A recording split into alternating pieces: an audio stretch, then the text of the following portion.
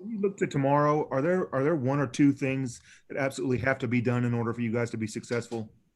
Uh, we've got to be able to run offense without turning the ball over because, they do force a ton of turnovers, and we certainly don't need live ball turnovers because they're so good in transition, and we got to defend the arc and we got to rebound. So, those would be, they're arguably the best rebounding team in our league.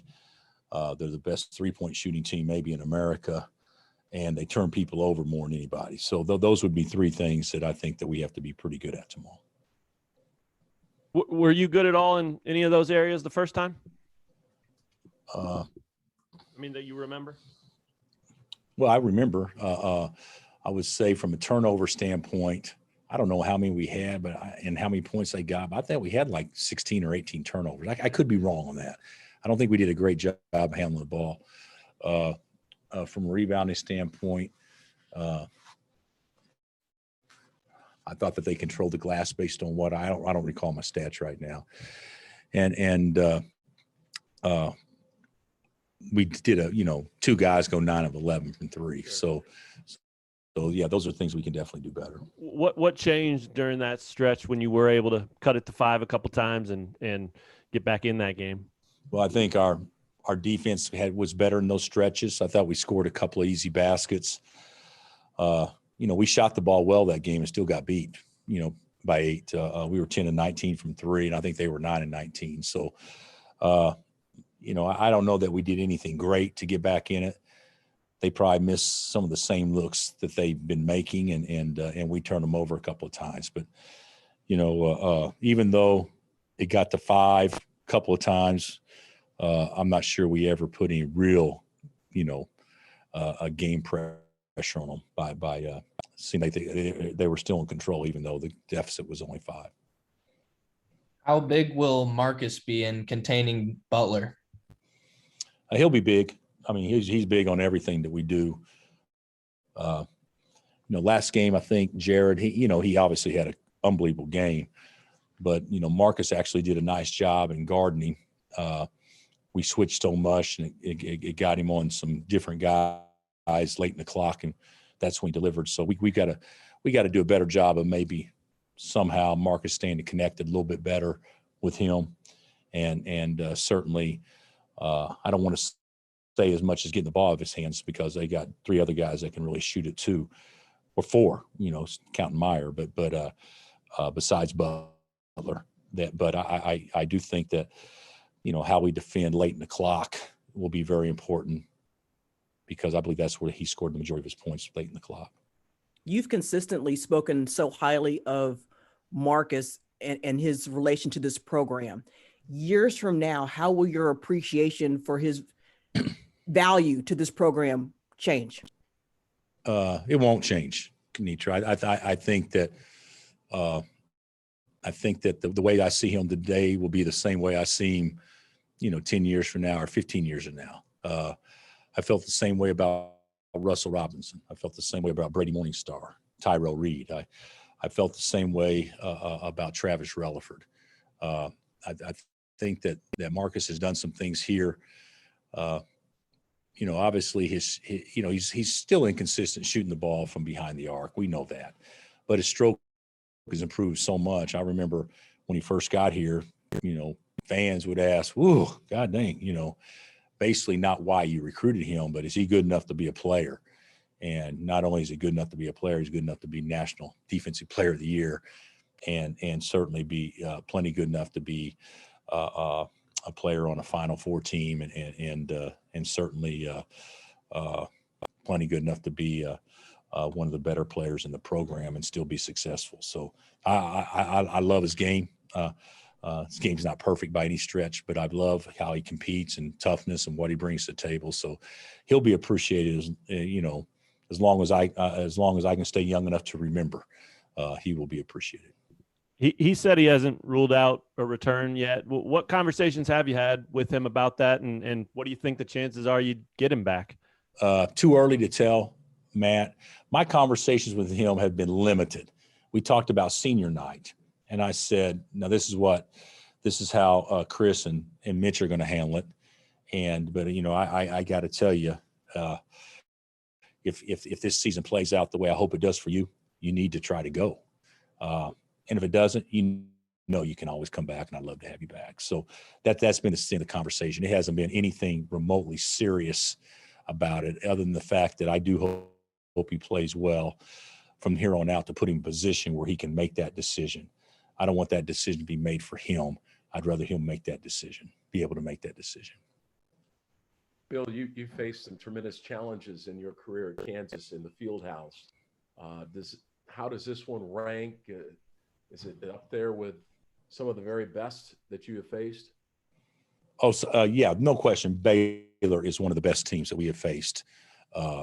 This version of Baylor's team, this year's version, is definitely one of the best teams that we have faced in my time here at Kansas, regardless of where we play them. They got a terrific team, terrific personnel, well coached. They've got a lot of terrific pieces. There's no question it's going to be a challenge, and the challenge will be I don't want to say greater, but the challenge will certainly isn't lessened due to the fact that we don't have 16,300 people to maybe pick us up or rattle them in key moments of a game, which the home crowd does a great job, regardless of where it's from, but more so here maybe than ever, just because of the special building we play in. So it's going to be a challenge, but Dave, I don't know that I'm going to put it up there as being the greatest challenge of a home game that we've ever had. We've had a lot of great challenges, and there's certainly one of them without question. Hey, Coach, how does it change Baylor if their big man Jonathan can't go? Well, obviously, it would hurt anybody if you lost a player of that ability and energy if he can't go. But to me, we don't prepare like that. I mean, well, what if something happens and Bryce Thompson can't go, or what if something happens and Christian Brown can't go, or Jalen Wilson can't go? We don't look at it that way. We look at Baylor will give us a great effort, and they got good enough players at each spot to be very good and efficient, regardless of who can play and who can't play. They're deep enough. Hey, Coach, I know the NCAA for football said seniors who return don't count against the scholarship limit. Is that the same for basketball? Has that been announced? Yes, I believe it has. Don't quote me on NCAA legislation right now. I hate to get anything wrong with them right now. So, but I do believe that to be the case. Okay, thank you. David McCormick in the first meeting didn't have one of his better games. So what can he do specifically in this second matchup to be a bigger factor? Well, I think David's just got to slow down and play. Even against Texas the other day, it wasn't one of his better games compared to what he was doing. I mean, he has been playing at a consistently high level, and the other day wasn't one of his better outings. Even though he still got some points and stuff, it wasn't one of his better outings, and I think he just needs to slow down a little bit. David is a perfect example from my standpoint that it'd be kind of like a golfer trying to make a perfect swing when he's trying as hard as he can. I think David tries so hard sometimes that he's not as effective because he's over trying. Just slow down and kind of let the game come to you, and be good at this and be good at that and make a quick move. And if it's not there, it's no big deal. But I think sometimes David, and we talked about this, and he's gotten so much better at it, but sometimes, he can get a little excited or try a little too hard, which I think puts too much pressure on himself. Bill, I'd say just slow down. Since there's only 2,500 fans, will Marcus still give a speech? Yes. Well, we're not going to do it the same because I don't know if this is NCAA protocols, but certainly the Big 12 made the call that on senior nights, no families on the floor, things of that nature, which is unfortunate for anybody that's going through a senior night, even if it's limited capacity, but because parents deserve to be a part of it. So we'll do what we can to make sure his family is a part of it. And John Felton's as well, one of our managers. But he'll give us talk after the game. And I would say if Wayne Simeon spoke 28 minutes on senior night, we can bet the under with Marcus Garrett, without question. Hey, what it come down to? Wayne spoke 20 minutes on senior night after 4 other dudes spoke 60. This will be one that I knowing Marcus and his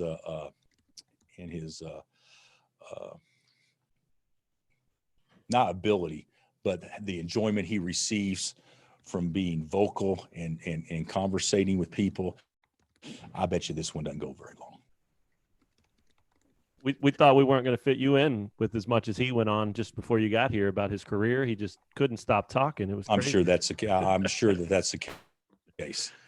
Hey, I've known Marcus for 4 years, and it doesn't matter what are you doing, how you feeling, what's up today. The reply is going to be, "I'm great."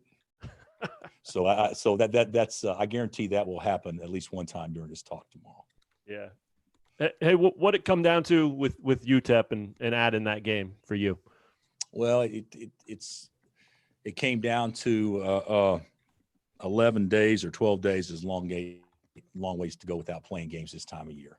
And I know people have done it with COVID and pauses and things like that, but if you don't have to do it, why do you do it? And we need the game. We needed the game to fall on a particular day. And I'm not looking at this as a tune-up game or anything like that. I'm looking at this as a regular season game, but hopefully it'll be one that will help prep us and keep us sharp going into the postseason. You said that Jalen can't be your leading scorer every game. How do you get his teammates to be more impactful on the glass? You mean leading rebounder, not leading scorer? Yes, leading rebounder. Yeah. That's one thing that's been disappointing to me. I don't believe David, Christian, or Ochai, any of the three have rebounded the ball to the level that Jalen has. And Jalen has, without question, been our most consistent and best rebounder this year. And it's a credit to him because, he's not the biggest and certainly he fights hard on the glass. But I think it's those guys just all making more of a conscious effort to do that. We've shown at time, statistically, we were bad at Texas rebounding the ball. I mean, we got whipped. Some of that we got whipped is that I believe that we were not blocking out. I believe we were poor in many ways. Some of us, we got whipped is because they got some pretty long athletes and are pretty athletic, and they can probably go get the ball when it's above the rim better than some of our guys can. But we can't allow that to be an excuse. We have to hit somebody and go get it. We can't pass up opportunities to hit somebody to eliminate their jump, things like that. And really, when we played our best and rebounded the best is when we played small. So I think Jalen was a big part of that. But I also think a big key for us rebounding the ball is David McCormick doing that on the defensive end. Bill, what do you think of getting Mitch back another year and teeing? I think that getting him back puts him in the same category from an age standpoint to rival Brady Morningstar as the longest player in the history of the oldest player in the history of the Big 12. So that'll be good. It's great for Mitch. We love Mitch. There's no doubt about that. You would think that Mitch could be close to receiving a doctorate degree by the time he gets out of here. But we and his family are still very happy for just the undergraduate degree with Mitch. But and I say that as a joke. Mitch is doing great in school, but I think it's great. It does allow him to for sure complete his master's program and maybe even take some classes post that, which he'll be required to do. But I love Mitch Lightfoot. I love him. I would want him around me every day, regardless if he was still playing ball or not. I just think he adds energy and adds joy to others' lives. And regardless of what his role is, regardless of how many points he scores, regardless of whatever, I know I got a guy out there that's 100% loyal and on my team, through whatever we're going through. Personality-wise, have you ever had anybody like him? I mean, the prison Mitch and just the way he carries himself.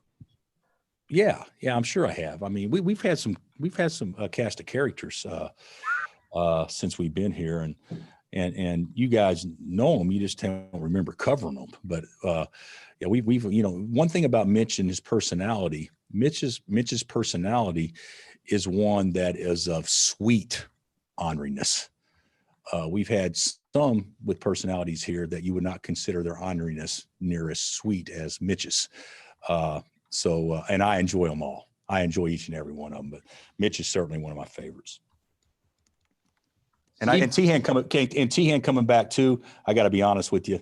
I love having him around. I love having him around, and his ability to put his handprint on our situation. Obviously, being a walk-on and not playing a lot, I think has been about as good as anybody that we've had in that walk-on type position. And I'm very happy he wants to come back too and have a fun senior year. That's what I talked to those guys about. I said, how much fun is it for a senior in college now? It's supposed to be the most fun year of their life, in the gap, bridging the gap to professional and everything. And to be put in a situation during this pandemic to be like this, and especially be a basketball player at Kansas and not be able to expend, to enjoy many of the fruits of your labor, being a player here. And I said, you guys, if you want to come back, great. I'm not going to force you. I'm not going to beg you, but I think it would benefit us. And I certainly hope if you do, you'll go out in the way you want to go out rather than this way. And I think they both bought into that. All right. Thank you, Coach. See you guys. Thanks, Coach. Thanks, Coach. Good luck.